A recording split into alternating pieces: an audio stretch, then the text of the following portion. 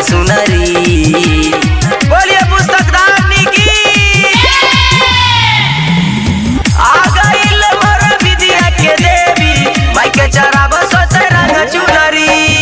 आ गइल मोर विद्या के देवी, माई के चराब सोचे रंग चुनरी। Music by Mukesh Singh.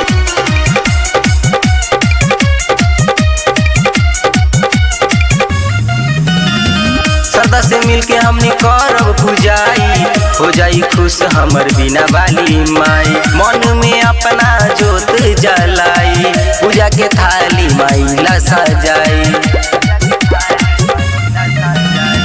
श्रद्धा से मिलके हमनी करब पूजाई, हो जाई खुश हमर बिना वाली माई। मन में अपना जोत जलाई, पूजा के थाली माई ला सजाई।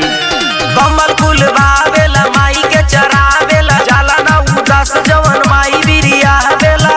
सबके बाटेली ज्ञान गोरी माई दुलरी। बोला बोला हंस वाहिनी की। आ गइल मोर विद्या के देवी, माई के चराब सोते रंग चुनरी।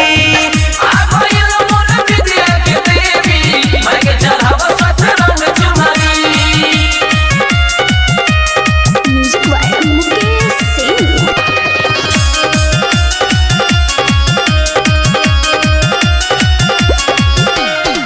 फुल्लो वेद माई के भोगवा लगाव, गाव संतोष माई के आरती देखाव। सत्येंद्र रमेश सोनू सिर झुकाव, माई से बेरी बेरी अर्जी लगाव। फुल्लो वेद माई के भोगवा लगाव, गाव संतोष माई के आरती देखाव। सत्येंद्र रमेश सोनू सिर झुकाव, माई से बेरी बेरी अर्जी लगाव। मन में जुनून लेके नाच नया धुन लेके, घर संजे पावेला चला यहाँ गुन लेके। मुँह माई के देखे में लागत मुनरी।